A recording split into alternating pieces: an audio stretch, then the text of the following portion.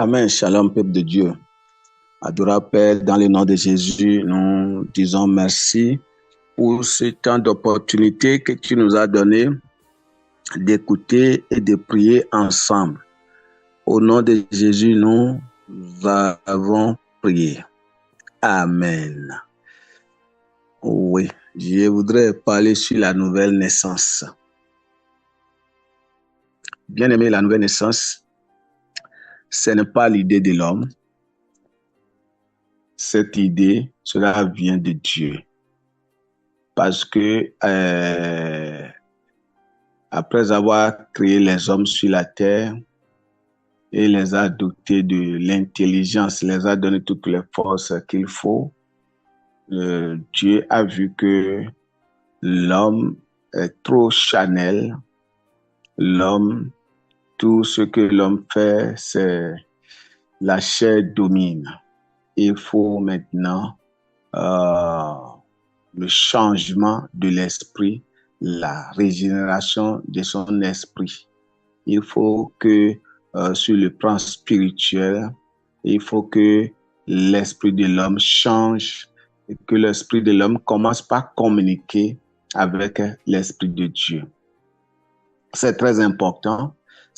Si nous allons un peu retourner dans le jardin d'Éden et voir la discussion entre le serpent, dans Genèse chapitre 3, la discussion entre le serpent et le premier Adam, la femme,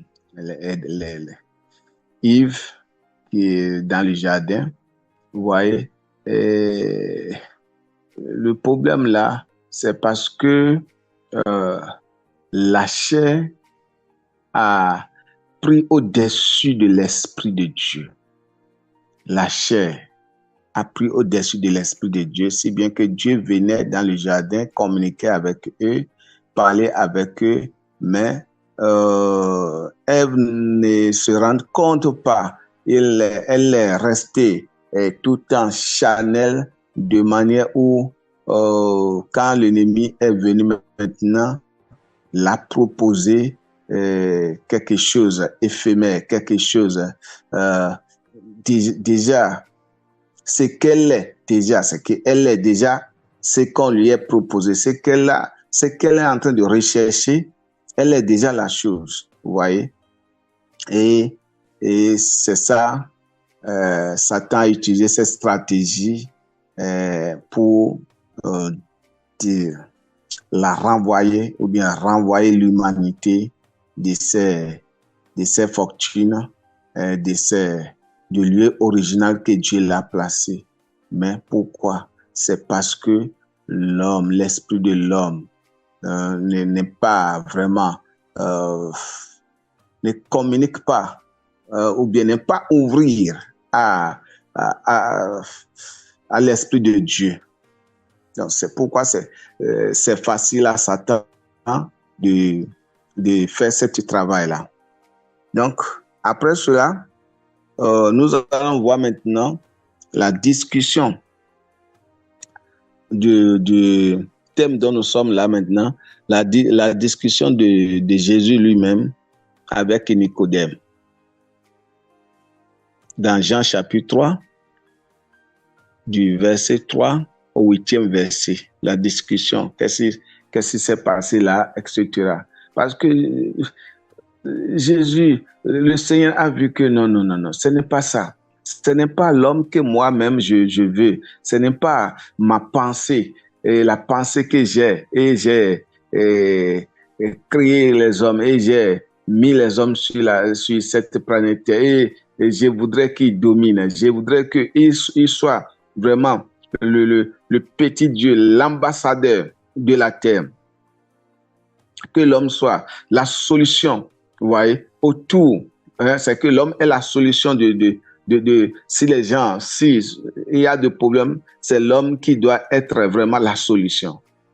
Mais cet homme de Dieu, quand on dit homme de Dieu, on ne parle pas des hommes de Dieu, je ne parle pas des hommes de Dieu disant, bon, pasteur, prophète, etc. Donc, chaque enfant de Dieu, chaque chrétien est un homme ou une femme de Dieu Mais pour que cela est vraiment une chose faite et véritable, véritable, c'est quoi? C'est pourquoi Jésus a commencé par cette discussion, le verset 3. Qu'est-ce que cela dit à Adam? Je dis Adam, à Nicodème. Vous voyez? Il dit, Jésus lui répondit, vraiment, je te l'assure, à moins de renaître d'en haut, à personne ne peut voir le royaume de Dieu. Pas de la nouvelle naissance. Moins de renaître d'en haut, de renaître, la nouvelle naissance. Personne ne peut pas voir le royaume des cieux. Et verset 4 dit, comment, Nicodème répondit, comment un homme peut-il naître une fois vieux? Nicodème a posé une question. Comment un homme qui est déjà né et il est vieux, maintenant comment il va encore renaître? Bien-aimés dans le Seigneur, ceci ne parle pas de notre chair. Ceci ne parle pas de notre look, de notre vue. Non. Je peux dire, quand on parle de la nouvelle naissance, c'est une grâce. Ce n'est pas notre intellect. Ce n'est pas notre travail. Mais si nous ouvrons notre cœur, notre esprit, si nous nous laissons à Dieu, il fera le nécessaire. Vous voyez? Et c'est ça, Jésus est en train de lui dire, Jésus, quand Nicodème a posé cette question, dit s'exclamant Nicodème, il ne peut tout de même pas retourner dans le ventre de sa mère pour renaître. Vous voyez? Donc ça fait deux questions là. Vraiment. Je te l'assure, reprit Jésus. À moins de naître d'eau, c'est-à-dire d'esprit, personne ne peut entrer dans le royaume. Il parle toujours du royaume. Parce que, bien aimé, notre corps, le corps physique que nous voyons, le corps physique qu'on peut toucher,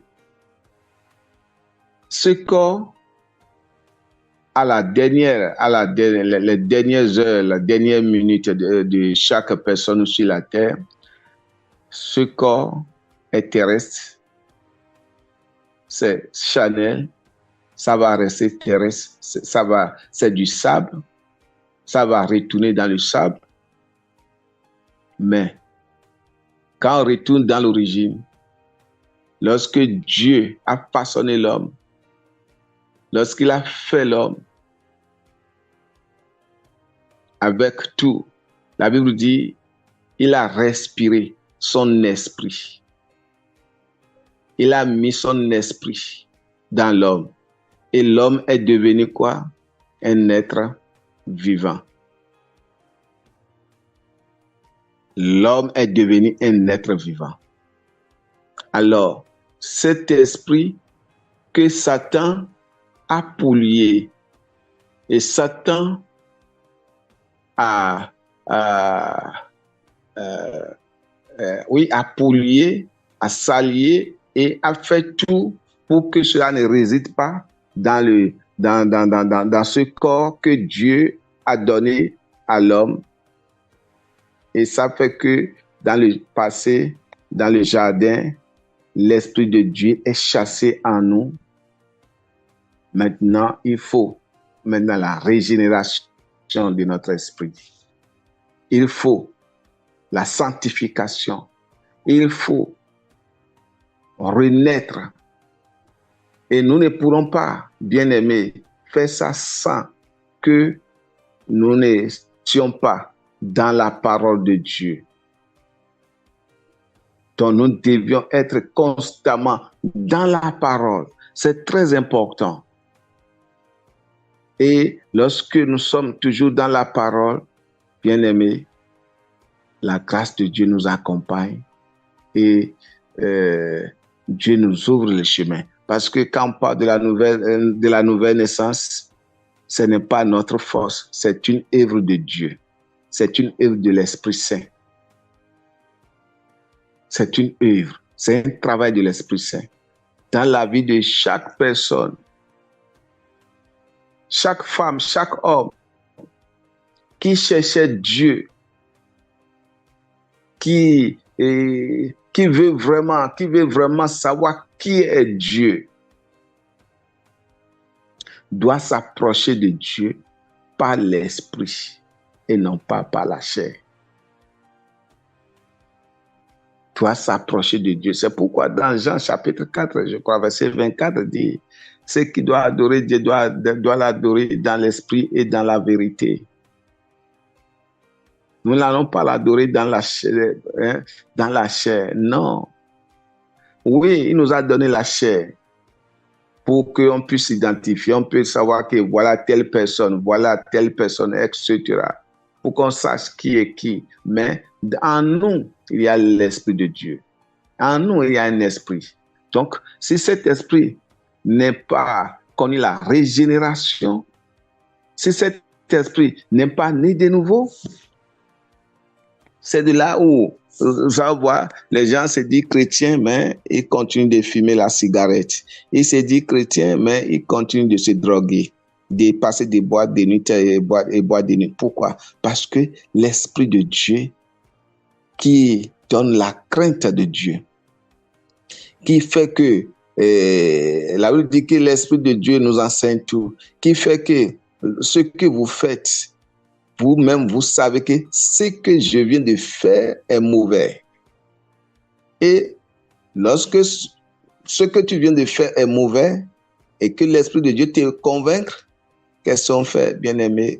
On se repentit amèrement et on fait quoi? On fait le demi-tour, ce chemin mauvais de la drogue, de la fornication, de tout ce que nous avons connu, la jalousie, la méchanceté cruelle.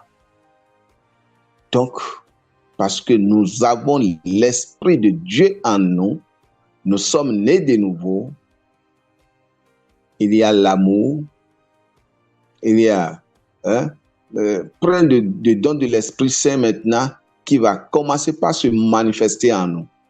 C'est très important.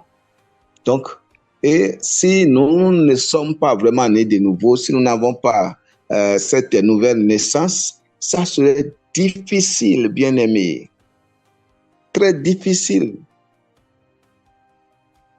d'être le vrai enfant de Dieu. Nous pourrons proclamer, nous pourrons dire, oui, je suis enfant de Dieu, je suis enfant de Dieu.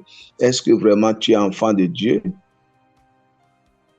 Quand nous regardons 2 Corinthiens 5, 17, dit, si quelqu'un est en Christ, il est une nouvelle créature. Les choses anciennes sont passées. Ça veut dire les choses de la chair. La manière où vous pensez lorsque vous ne connaissez pas Christ, lorsque vous n'avez pas la parole de Dieu qui est la lumière, lorsque vous n'avez pas la parole de Dieu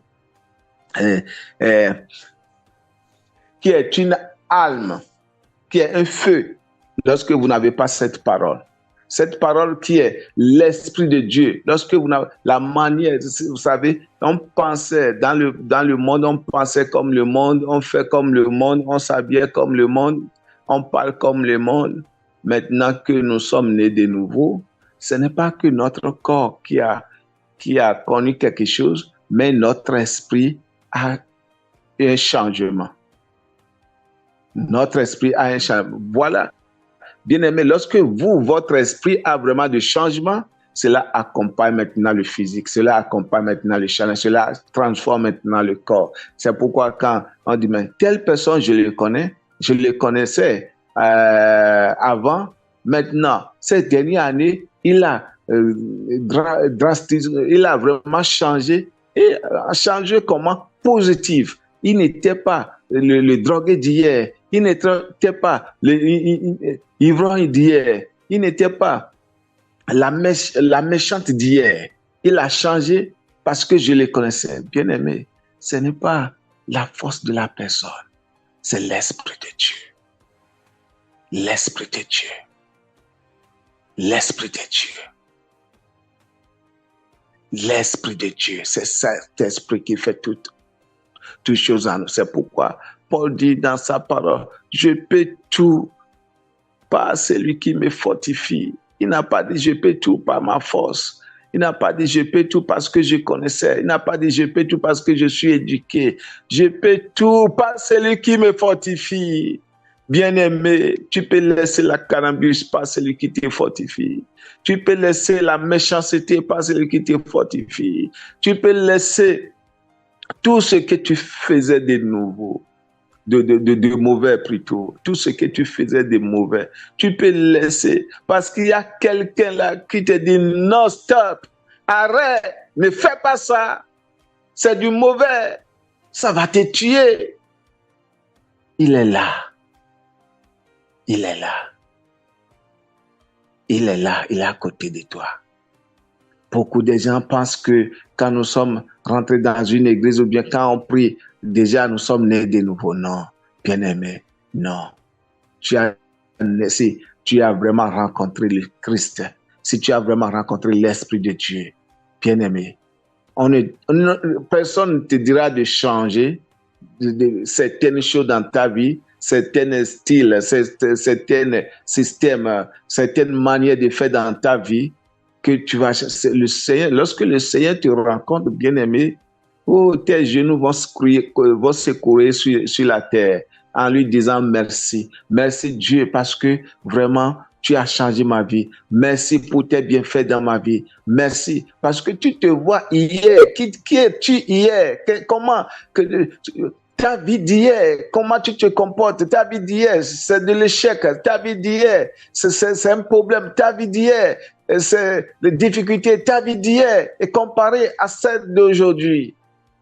Si on est vraiment né de nouveau, si nous avons vraiment la nouvelle naissance, les choses se diffèrent. Il y a la différence. Il y a la différence. Nicodème et Jésus entamer cette discussion. Pourquoi? Parce que Nicodème a vu la différence avec le Seigneur, avec le Maître. Et c'est pourquoi, quand il a gardé, il dit non. Le premier verset, il a dit non. Nous avons, alléluia. Jean chapitre 3, Jean chapitre 3, toujours là. Je vais lire le premier et le deuxième verset. Nous avons déjà lu. Il dit, il y avait un homme qui s'appelait Nicodème, membre du parti des pharisiens. C'était un chef des Juifs. Il vint trouver Jésus de nuit et le salua en ces termes. Maître, nous savons. Cela veut dire nous reconnaître. Nous reconnaîtrons que c'est Dieu qui t'a envoyé pour nous enseigner, car personne ne saurait accomplir les signes miraculeux que tu fais si Dieu n'était pas avec lui. Ouais, dis-nous. Ouais, non, dis-nous. Il a vu ça. Il a fait le constat. Bien-aimé, c'est la même manière. Si chacun de nous nous sommes laissés conduire par l'Esprit de Dieu et nous ne nous laissons pas à notre propre chair, et c'est l'Esprit de Dieu qui nous conduise, notre témoignage serait visible. Notre témoignage positif. Les gens de la famille vont témoigner de nous. Les gens autour de vous en service, partout. Vous voyez? Parce que vous aurez les regards, c'est que vos regards seront vraiment, c'est un sens pris la haine, c'est l'amour. Vous regardez avec les yeux d'amour. Vous êtes toujours souriant, même si l'ennemi est en train de vous tenter, même s'il y a des difficultés, même s'il y a des problèmes, on n'accepte pas porter ces problèmes sur la tête. On laisse ça au pied du Maître. Comme 1 Pierre 5, 7 dit, déchargez-vous sur lui tous vos soucis, car lui-même, il prend soin de vous. Donc, parce que nous avons l'Esprit de Dieu, on laisse tout au Saint-Esprit, gère ça. Oh, il m'a insulté, Saint-Esprit, il faut gérer. Ah, Saint-Esprit, il faut gérer. On est toujours content, on n'est pas, il m'a fait, je vais lui faire dent pour dent, aile pour aile, etc. Non, la nouvelle naissance, les ceux de la nouvelle naissance n'agissent pas ainsi. Bien-aimés, voilà le thème que le Seigneur nous a inspiré. On vient de démarrer. Nous allons, dans les jours à venir, nous allons continuer, voir la suite. Que Dieu bénisse chacun de nous sur cette plateforme et que Dieu nous donne véritablement son Saint-Esprit afin que notre vie, les gens autour de nous puissent vraiment témoigner de qui nous sommes présents et le passé aussi, qu'on dit que tel a vraiment changé au Seigneur Jésus. Et parce que c'est cela qui peut amener aussi cela dans le royaume des cieux, notre vie. Seigneur, je te bénis. Au nom de Jésus, je viens de prier. Amen.